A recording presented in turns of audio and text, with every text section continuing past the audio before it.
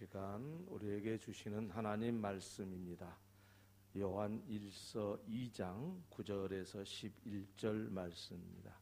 빛 가운데 있다 하면서 그 형제를 미워하는 자는 지금까지 어둠에 있는 자요, 그의 형제를 사랑하는 자는 빛 가운데 거하여 자기 속에 거리낌이 없으나 그의 형제를 미워하는 자는 어둠에 있고 또 어둠에 행하며 갈 곳을 알지 못하나니 이는 그 어둠이 그의 눈을 멀게 하였음이라.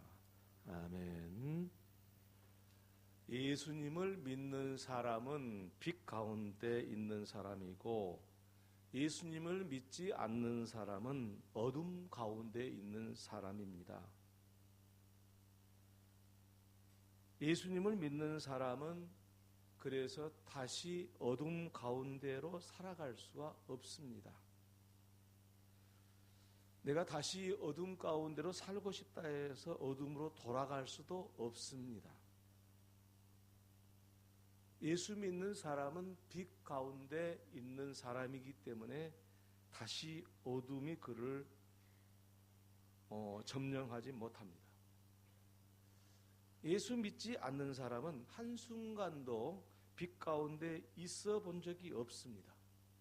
그래서 언제나 어둠 가운데만 살게 되는 겁니다. 이렇게 말씀을 드리면은 예수님을 믿는 사람들도 죄를 지을 수 있는데 그때 어둠 가운데 지내는 것이 아니냐, 그렇게 반문하실 수 있을 것 같습니다. 또 예수 안 믿는 사람들도 선한 일을 얼마나 많이 하는데 선한 일을 하고 있는 그 사람이 어둠 가운데 있다고 말할 수 있느냐, 반문하실 것입니다. 물론 죄악을 짓는 것은 어둠의 일이긴 합니다. 그래서 예수님을 믿는 사람이 죄를 지으면 어둠에 있다고 말할 수 있을 것 같습니다. 하지만 그렇게 생각하게 되는 이유는 빛과 어둠을 잘 이해하지 못한 데서 비롯된 생각입니다. 여기서 말하는 빛은 하나님으로부터 주어지는 생명으로부터 비롯된 빛을 말합니다. 어둠은 하나님으로부터 주어진 생명이 없음을 말하는 겁니다. 그래서 예수님을 믿는 사람은 생명의 빛 가운데 있는 사람이 되기 때문에 예수님을 믿는 사람이 죄를 짓는 순간에도 그 생명의 빛은 그를 떠날 수 없는 빛입니다. 반면에 예수님을 믿지 않는 사람이 어둠에 있다는 것은 예수님을 믿는 사람에게 있는 생명의 빛이 없어서 어둠이라는 것입니다.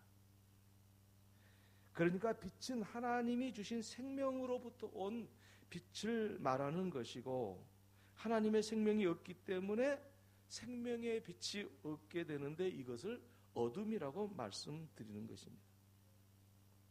다시 말해 빛과 어둠은 하나님의 생명이 있고 없음을 말하는 것입니다. 그렇다면 이 생명은 어떻게 사람들에게 오는 것일까요? 요한복음 5장에서는 여기에 대해서 분명히 말씀을 하고 있습니다. 아버지께서 자기 속에 생명이 있음 같이 아들에게도 생명을 주어 그 속에 있게 하셨고 라고 말씀하고 있습니다. 여기서 아버지는 하나님 아버지께서 자기 속에 생명이 있음과 같이 하나님의 아버지 아들인 예수님에게도 생명을 주어 그 속에 있게 하셨고, 그런 말씀이 되겠습니다. 똑같이 같은 저자인 요한 1서에도 5장, 요한일서 5장에도 또 증거는 이것이니 하나님이 우리에게 영생을 주신 것과 이 생명이 그의 아들 안에 있는 그것이니라. 아들이 있는 자에게는 생명이 있고 아들이 없는 자에게는 생명이 없느니라. 그렇게 말씀을 하고 있습니다. 그러므로 이 생명이 하나님의 아들 예수님에게도 있어서 하나님의 아들 예수님을 통해서 이 생명을 사람들에게 주심으로써 사람들에게도 하나님의 생명이 있게 하셨다는 말씀입니다.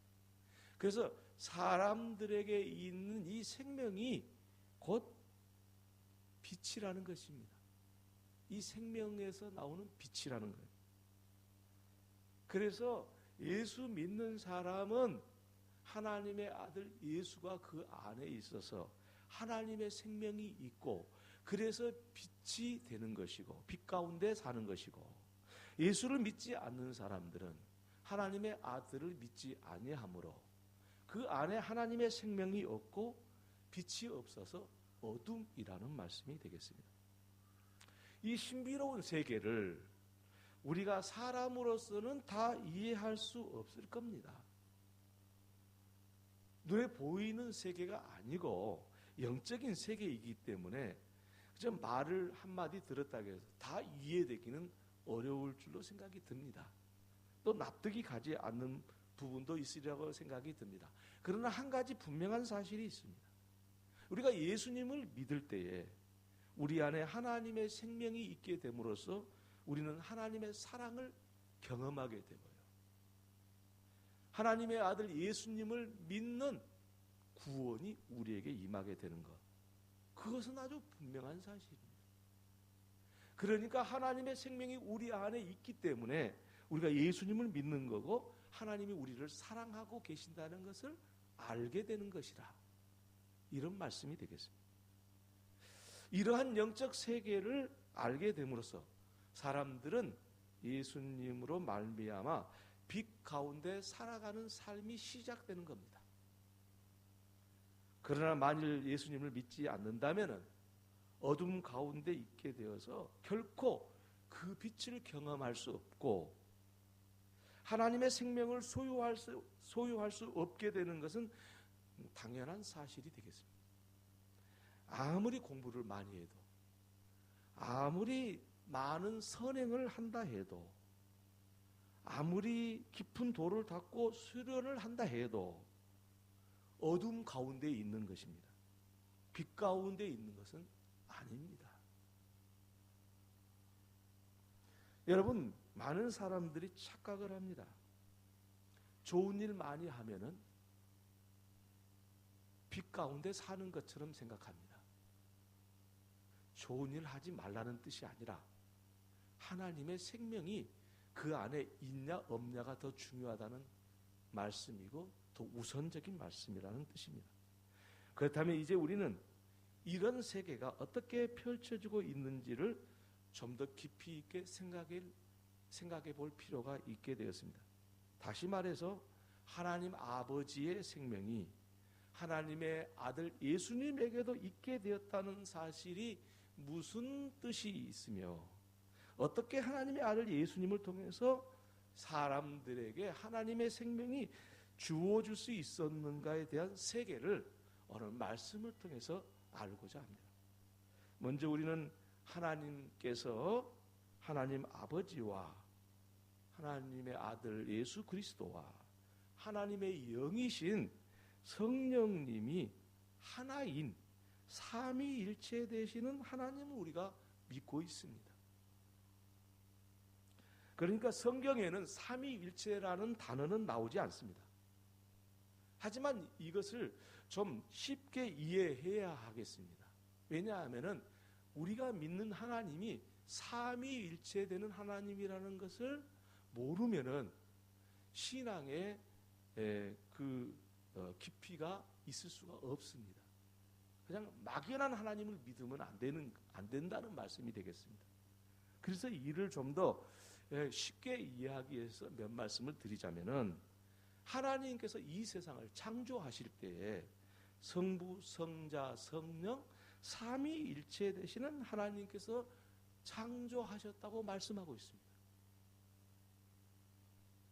하나님이 세상을 창조하셨다, 그렇게 알고 있으신 분은 틀린 말은 아닌데 그것은 절반만 아는 겁니다. 하나님께서 창조하셨다라고 아는 것이 아니라 성부, 성자, 성령 삼위일체 되시는 하나님께서 이 세상을 창조하셨다라고 아는 것이 정확하게 아는 겁니다.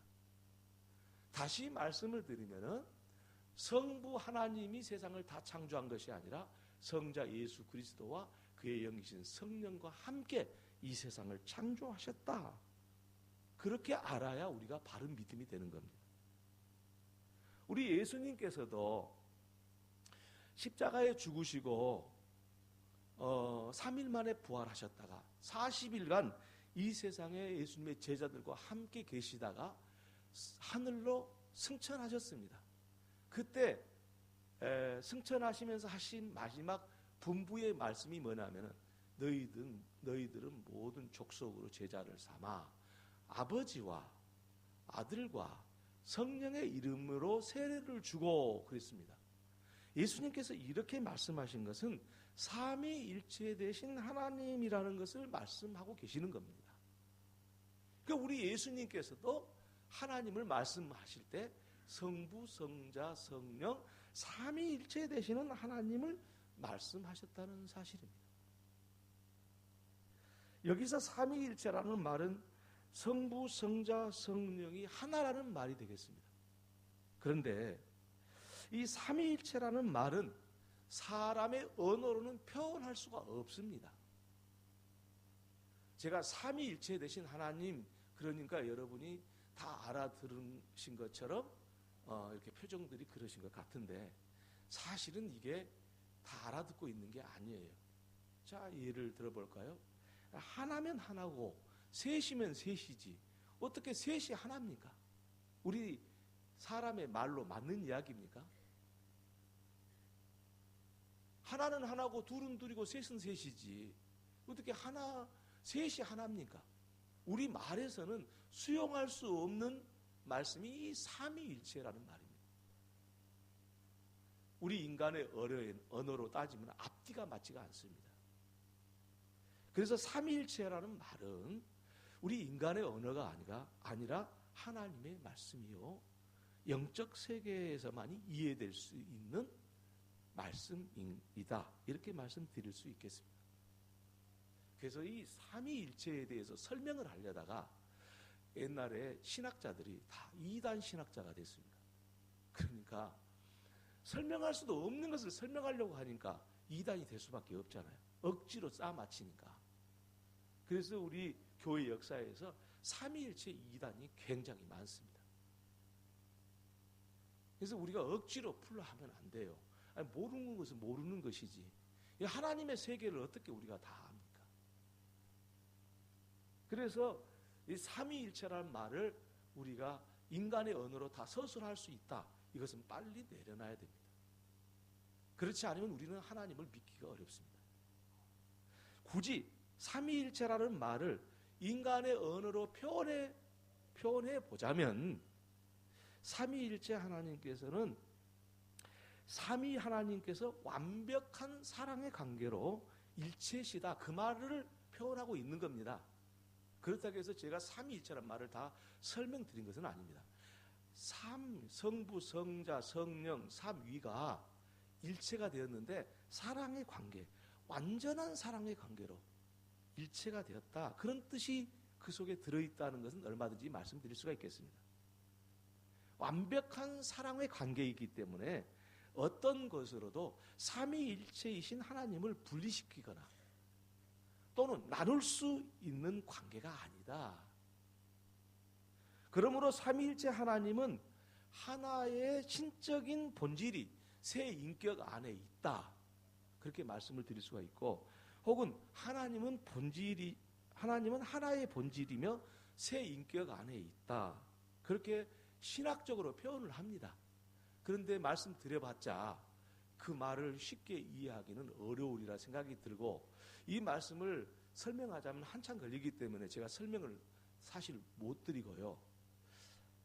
간단히 말씀을 드리면은, 좀 쉬운 말로 말씀을 드리자면은, 하나님은 영원히 독립된 인격으로서 성부, 성자, 성령, 삼위일체 하나님은 영원히 서로 독립된 인격으로서 대칭하고 있는 동시에 분리될 수 없는 사랑의 일치 속에 있다는 말씀입니다. 사랑의 일치, 성부, 성자, 성령이 사랑의 일치 속에 있다. 그렇게는 말씀을 드릴 수가 있겠습니다. 그래서 사도 요한은, 오늘 본문의 말씀을 기록한 사도 요한은 하나님은 사랑이시다, 그렇게 말을 했습니다. 요한이 하나님은 사랑이시다 라는 말씀은 무엇에서 근거가 됐냐면은 성부, 성자, 성령이 사랑으로 일치가 되어서, 이 사랑으로 일치가 됐기, 사랑의 일치 속에서 하나님이시기 때문에, 그래서 하나님은 사랑이다, 그렇게 말씀을 하고 있는 겁니다. 이 말씀은 사랑이 아닌 것은 하나님으로 인식할 수가 없다. 하나님으로 인식할 수 있는 것은 사랑으로만이 인식이 된다. 그 이야기를 우리말로 빌리자면은 하나님을 인식하고 싶으면 사랑해라. 하나님을 알고 싶으면 사랑해라. 사랑하지 않으면 하나님을 알 수 없다. 왜? 하나님은 사랑이시니까. 그러므로 하나님 아버지께서는 그 아들과 사랑의 관계이고, 하나님 아버지께서는 아들이신 예수님을 통해서 사람과 하나 되고자 하셨다는 것을 이 세상의 역사 속에서 나타낸 겁니다. 여러분, 하나님 아버지가 그 아들 예수 그리스도와 그의 영이신 성령과 사랑의 일치로 하나가 되어서 삼위일체가 되었는데, 그 하나님께서 우리 사람과 하나 되고자 하셔서 하나님의 아들 예수님을 이 땅에 보내주셔서 사람과 하나 되고자 하신 분이 하나님이다. 그러니 그 하나님을 보고 사랑이라가 않을 수가 있겠냐 이거. 그러니 우리가 사랑하지 않고 하나님을 안다고 하면은, 하나님을 인식한다고 하면은 그게 맞냐 이거예요. 그래서 사랑하는 사람만이 하나님을 인식할 수가 있는 겁니다. 하나님을 만나고 싶으면은 사랑하시기를 바랍니다. 그 길 외에는 없습니다. 그래서 예수님께서는 하나님이시지만 이 세상의 역사 속으로, 우리 인간의 역사 속으로 찾아오셔서 우리와 하나 되고자 하셨습니다. 예수님이 이 땅에 오신 이유, 우리와 하나 되고자 하신 겁니다. 그래서 우리와 하나 되고자 하려고 했더니 사람들이 죄로 인해서 하나 될 수가 없기에 예수님께서는 십자가에서 우리 인간을 대신해서 심판을 받으심으로써 그 죄를 없이 하시고 우리 인간과 하나 되신 겁니다. 우리 예수님의 십자가는 2000년 전에 시작된 신약시대에만 있는 것은 아닙니다. 사실은 예수님의 십자가는 우리 인간이 처음 범죄했을 때 이 세상에 드러났습니다. 첫 사람이 누굽니까? 에덴 동산에 살고 있었던 아담과 하와가 아닙니까? 그리고 우리는 그 후손들이고요. 아담과 하와가 범죄했을 때 그들의 부끄러움, 그러니까 하나님을 떠나니까 그들이 부끄러워했습니다. 스스로. 그 죄를 인식하게 된 겁니다. 죄를 가리기 위해서 그들은 무화과 잎으로 그들의 죄를, 부끄러움을 가렸습니다. 하지만 그것이 온전하지 않기 때문에 하나님께서는 짐승의 생명을 죽여서 피를 흘려서 그 짐승의 가죽으로 사람의 부끄러움을 가려주었습니다. 곧 이 짐승은 예수입니다. 사람의 부끄러움을 가려준, 사람의 죄를 덮어준 예수가 이미 아담과 하와가 범죄할 때 이 세상에 이미 임하신 겁니다. 그리고 예수가 십자가에 죽으셨다고 했는데 2000년 전에 죽은 것이 아니라 아담과 하와가 범죄할 때 예수님은 거기서 죽으신 겁니다. 그래서 하나님께서는 그 아들 예수 그리스도를 이 땅에 보내주셔서 범죄한 아담과 하와의 후손인 우리 인간과 하나 되고자 하심으로써 하나님이 사랑이신 것을 인간에게 나타내신 겁니다. 구약 성경에서는 하나님께서는 사람이 죄를 지으니까 이 죄로부터 벗어나서 하나님께 오는 방법을 가르쳐 주셨습니다. 그것이 구약의 제사법입니다. 하나님께서는 제사를 드림으로써 인간과 하나님과의 교통을 꾀하셨고, 그리고 사람들로 하여금 죄의 무거운 짐에서 벗어나게 하셨습니다. 그래서 하나님 앞에 제사할 때는 반드시 제물을 드려야 됩니다. 소와 양과 비둘기, 가난한 사람은 곡물을 하나님 앞에 제물로 드렸습니다. 이게 뭐냐? 예수입니다. 그 옛날 제사를 통해서 하나님 앞에 갔던 이 구약 시대에는 소와 양과 비둘기와 곡물이 예수입니다. 그래서 소가 죽고 양이 죽고 비둘기가 피를 흘리면서, 생명인 피를 흘리면서 죽었어야 했습니다. 곡식이 빠져야 했습니다. 예수님이셨던 겁니다. 이 제물이 희생됨으로써 사람은 죄로부터 벗어났고 하나님과 교통할 수가 있었습니다. 곧 예수 그리스도께서 십자가에서 희생하신 사실은 구약 시대에 이미 이루어진 일입니다. 신약 시대에 와서 되어진 일이 아닙니다.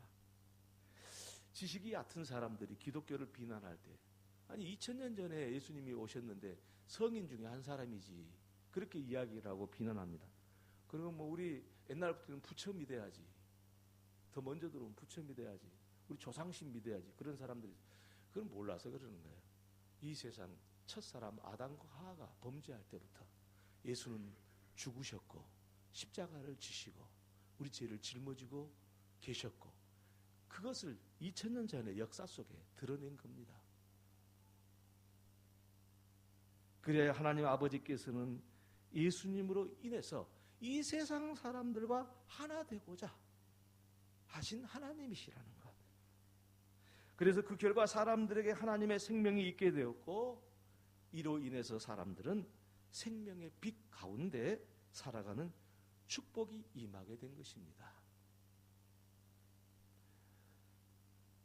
그래서 예수 믿는 것, 그것은 하나님의 생명을 소유하는 것이고 하나님의 빛 가운데 있게 되는 것입니다. 그리고 이것은 다시 어둠으로 가게 하지 않습니다. 다시 어둠으로 돌아갈 수가 없습니다. 하나님의 빛 가운데 있기 때문입니다. 이 빛을 어둠이 이기지 못한다고 했습니다. 그래서 예수 믿는 것은 최고의 축복입니다. 할렐루야, 할렐루야. 예수 믿는 것은 최고의 축복이라는 것은 하나님의 생명이 우리 안에 있고 그 생명의 빛이 우리로 하여금 빛 가운데 살게 하시는 역사를 오늘 또 이루시기 때문입니다. 이보다 더 큰 축복이 어디 있습니까? 돈과 비교할 수 있겠습니까?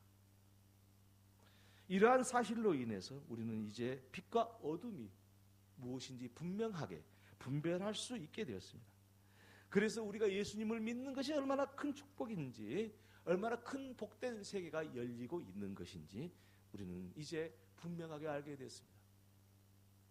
하지만 혹 예수를 믿는 사람들이 죄에 빠질 수 있습니다. 그러나 그렇다고 어두운 가운데로 다시 돌아가는 것은 아닙니다.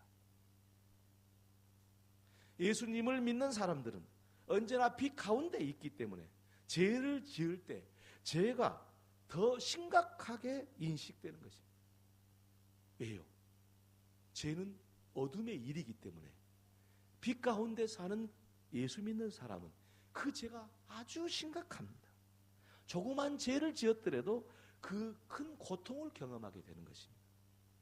예수 믿는 사람은요, 교회 한 주간 빠졌다고 힘들어합니다.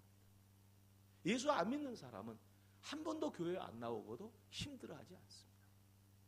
빛 가운데 있는 사람과 어둠 가운데 있는 사람을 대조적으로 비교할 수 있는 말입니다. 우리 예수 믿는 사람은 한 주간 지나면서 기도하지 않는 게 그렇게 마음이 무겁고 죄스럽습니다. 예수 안 믿는 사람은 그는 죄도 아닙니다.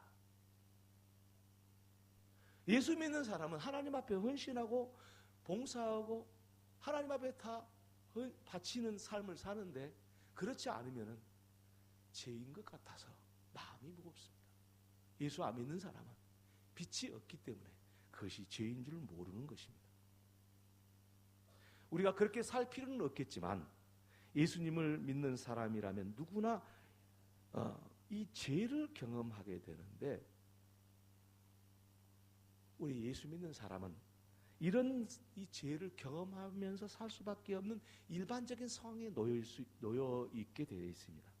왜냐하면 이 세상에 살고 있는 모든 사람은 죄를 경험한 육체를 가지고 있기 때문에, 우리가 가지고 있는 이 육체도 죄를 경험했기 때문에 잘못하다가는 다시 어둠의 일인 죄에 빠질 가능성이 얼마든지 있습니다. 하지만 우리는 어둠으로 다시 돌아가지는 않습니다. 하나님의 생명의 빛이 우리 가운데 있기 때문입니다. 이제 빛과 어둠의 시금석, 뭐가 빛인지 뭐가 어둠인지 분별할 수 있는 것이 이제 이 말씀을 통해서 우리에게 들려줬습니다. 그렇습니다. 빛과 어둠을 구분하는 기준은 하나님의 생명입니다. 그 생명이 있냐 없냐에 따라서 빛 가운데 사느냐 어둠 가운데 사느냐가 결정된다는 말씀이 되겠습니다. 그리고 그 생명은 사랑으로 삼위가 사랑으로서 성부, 성자, 성령 삼위가 하나가 됨으로써 나오는 생명입니다. 다시 말하면 하나님의 생명은 성부, 성자, 성령의 일체가 됨으로 하나가 됨으로써 나오는 생명입니다. 곧 사랑으로 하나가 된 생명입니다. 그래서 하나님의 생명의 본질은 뭐냐? 사랑입니다. 우리에게 있는 하나님의 생명의 본질은 뭐냐? 그것은 사랑입니다. 그래서 그 사랑이 빛을 발하게 되어 있습니다. 그래서 이 생명을 가진 그리스도인들은 그들의 생활 속에서 사랑을 드러낼 수밖에 없습니다. 내가 사랑을 드러내야 되겠다, 그래가지고 사랑을 드러내는 게 아니고, 하나님의 생명이 있는 사람은 그 하나님의 생명의 빛으로 인해서 사랑을 드러낼 수밖에 없습니다. 내지 않고는 빛 가운데 살고 있는 그리스도인이 고통스럽습니다. 그래서 드러내는 겁니다. 누가 하나님의 일을 하면서 하나님 앞에 헌신하고 하나님 앞에 희생적인 삶을 살 수 있을 겁니다만은, 그가 생각하기를 내 의지로 한다고 생각하시면 큰 잘못입니다. 그건 내 의지가 아니고 하나님의 영, 성령과 하나님의 아들 예수 그리스도와 아버지이신 하나님 아버지 성부께서 우리 안에 생명으로 있어서 우리가 그냥 그 빛을 감출 수가 없어서 우리의 의지가 아니고 하나님의 생명의 의지가 우리로 하여금 사랑을 드러내게 하는 역할을 하는 것입니다. 그러니까 우리가 아무리 하나님 앞에 헌신하고 귀한 일을 했다 할지라도 우리는 자랑할 수가 없다고 에베소서에 말씀을 하고 있습니다. 이는 누구든지 자랑하지 못하게 하려 함이라. 에베소서 2장에 그렇게 말씀하고 있습니다. 사람들의 생활 속에서 사랑이 드러나면 그는 하나님의 생명을 가진 사람으로 판단할 수 있습니다. 사랑 대신에 미움이 드러나면 그는 어둠에 있는 사람으로 판단할 수 있을 것입니다.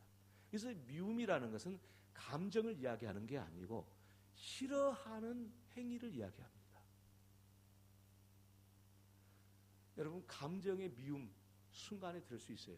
그런데 여기서 말하는 미워한다는 것은 싫어하는 행동을 이야기하는 겁니다. 이 싫어하는 행동을 하는 것은 어둠에 있기 때문입니다. 요즘에 그 범죄들이 참날로 흉악해져 갑니다. 자기하고 아무 이해관계도 없는 사람을 갖다 그냥 죽입니다. 의미도 없이 죽어갑니다. 그런 사람들이 많이 나타나고, 자기와 함께 공부하는 친구를 서슴없이 죽이는 청소년들이 많아졌습니다. 상상도 못할 일들이죠. 제가 청년 때만 해도 이런 일은 한 건도 없었습니다. 일어난 적이 없습니다. 그런데 이제는 죽입니다. 청소년들까지 범죄합니다. 왜 그럴까요? 어둠 가운데 있기 때문입니다. 어둠이 그만큼 깊어졌다는 것을 이야기하는 겁니다. 어둠 때문에 오늘 말씀대로 그들이 갈 바를 알지 못한다고 했습니다. 어둠이 그 눈을 가렸기 때문에. 여러분, 생명의 빛 가운데 살아가는 사람이라도 일시적으로 이웃을 미워할 수는 있습니다. 하지만은 사람을 미워하는 그 순간, 그가 빛 가운데 있으면 자신이 미워하는 것이 죄인 줄을 알고 미워하는 것을 버리게 되는 겁니다. 그러니까 빛 가운데 있는 것과 어둠 가운데 있는 것은 차원이 다른 겁니다. 만일 빛 가운데 있는 것이 아니라 어둠 가운데 있으면 이웃을 미워하면서도 그것이 정당한 것으로 생각되어서 죄의 심각성을 깨닫지 못하게 되어서 어둠의 일들을 계속 자행하는 겁니다. 그런데 그런 사람들을 조사해 놓고 보면은 어렸을 때 많은 그 미움을 받은 사람입니다. 그래서 자기 마음을 닫아버리고 어둠 가운데 살아가는 것이 전부인 줄 아는 존재가 되어버려서 그런 사회에 악한 존재가 되고 말았습니다. 그것을 그 학문적인 용어로는 사이코패스라고 그러는데 고치기 어렵습니다. 어둠 가운데 있는 사람, 심리학으로 무슨 정신 질병 질환 약 먹어갖고 고치는 거 아닙니다. 빛 가운데 거하게 함으로써 그는 거기서 나올 수가 있습니다. 우리가 알고 있다시피 17명이나 죽였던 김대두라는 사람도 예수 믿고 죽었죠. 또 지존파라는 아이들이 있어가지고 백화점에 거래하는 사람들, 부자들 이름만 다 따가지고 추려가지고 그 사람들 죽였잖아요. 오래된 일입니다만 그 애들 다 예수 믿고 죽었습니다. 어둠에 있는 사람들 빛 가운데로 와야 그게 멈추는 겁니다. 그래서 본문 말씀에 빛 가운데 있다 하면서 그 형제를 미워하는 자는 지금까지 어둠에 있는 자요. 그 형제를 사랑하는 자는 빛 가운데 거하여 자기 속에 거리낌이 없으나.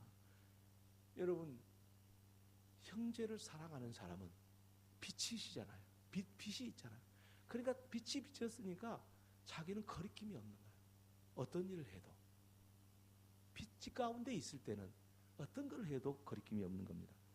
하지만 그의 형제를 미워하는 자는 어둠에 있고 또 어둠에 행하며 갈 곳을 알지 못하나니 이는 그 어둠이 그의 눈을 멀게 하였음이라 라고 오늘 본문이 말씀하고 있습니다.